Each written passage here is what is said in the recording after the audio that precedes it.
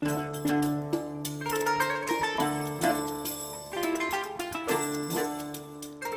name is Hasheemah Afaneh, and I am a public health professional based in New Orleans. And I've been curious ever since I've moved to New Orleans is why on earth did Arab even immigrate to the South, to the American South? It just doesn't make sense to me. And as I've been looking into this, I came across this resource. And so my afikra forward is Dabkeh in the Delta by Joseph Schechla from Taking Root to Arab American Community Studies, Volume 2. Dabkeh in the Delta is one of 7 chapters that's found in this book. Joseph Schechla was actually an editor for the Journal of Palestine Studies years back, and he took a great interest in Middle Eastern studies as well as in Arab American or Arab immigration to the United States.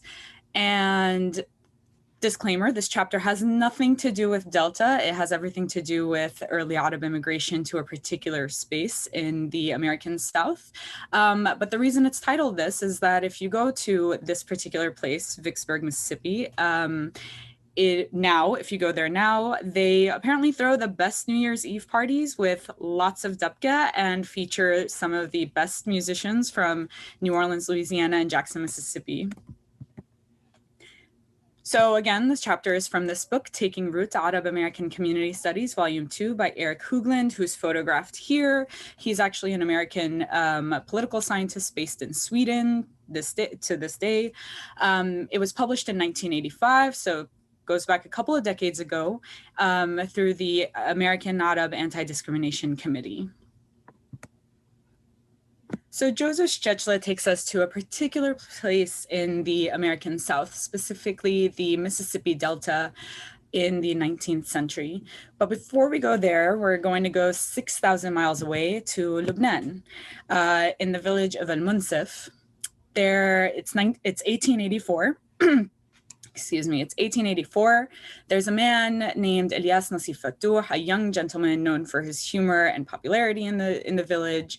And he looks around him and decides that he's going to do what the Arab before him in his village have done, which is immigrate to the United States. He's the eldest son. And so his idea was he would go to the United States, he would make some money as a peddler, and then come back to Lebanon and eventually settle down. So this is the port of New Orleans. So he makes the trip all the way to the port of New Orleans. This is what it looked like back then. And it actually looks sort of similar these days. I live a few blocks away from it. So picture this. Elias arrives at the port of New Orleans and he doesn't know a word of English. And the first thing he occurs to him to say is stand around the dock and walk around and call out kibbe kibbe. So all he's doing is yelling kibbe kibbe. No one knows what is happening, what this man is yelling. But he's yelling this in the hopes that someone would eventually hear his call and understand what he's saying.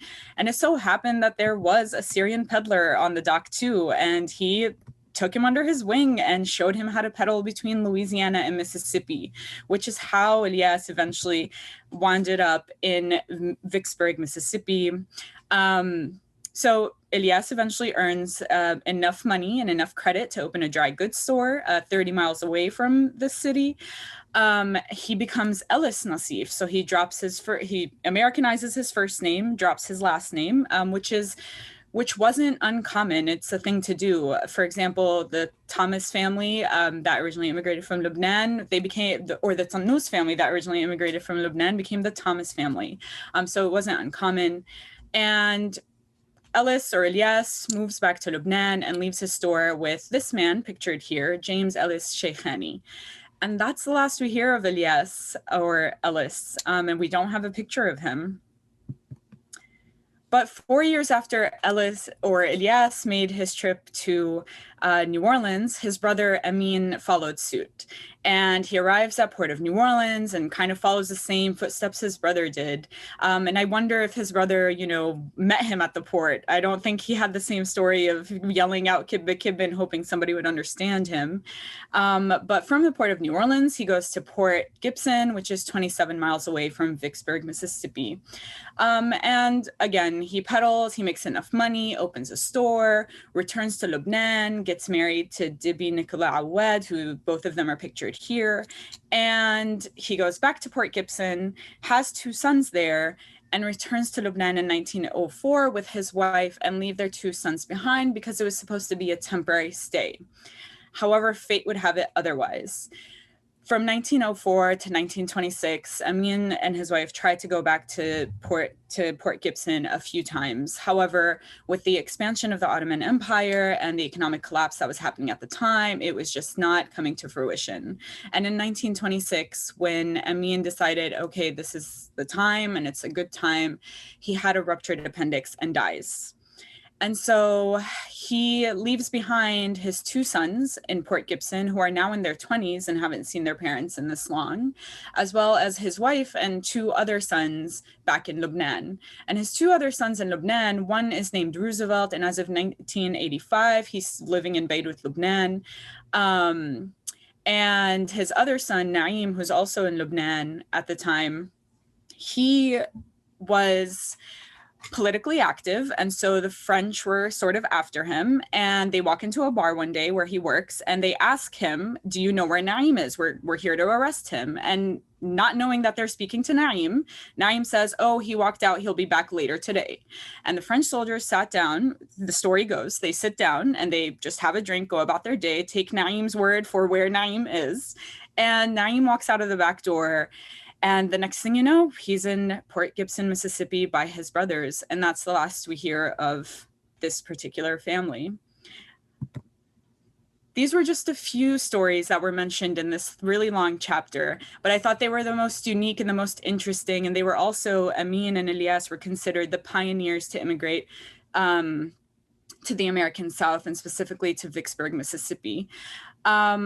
And I am just left with so many questions, like why, call out Kibbe Kibbe as opposed to anything else? Who was that Syrian peddler? Was Elias missing home? What were the conditions like on the ship that he took the trip in? Do Amin's kids and family ever reunite fully? And why? And I think we don't get to the question of why immigrate specifically to the South. But I don't have answers to these questions now, but I do have some recommendations for more reading. And it's an essay titled Mississippi Mahjar, Lebanese Immigration in the Mississippi Delta by James Thomas Jr., and 4 segments of audio documentaries on the Lebanese and Mississippi.com.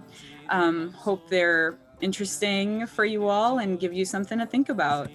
And if you have questions or answers or want to think with me about all of this, here's my contact information. Thank you.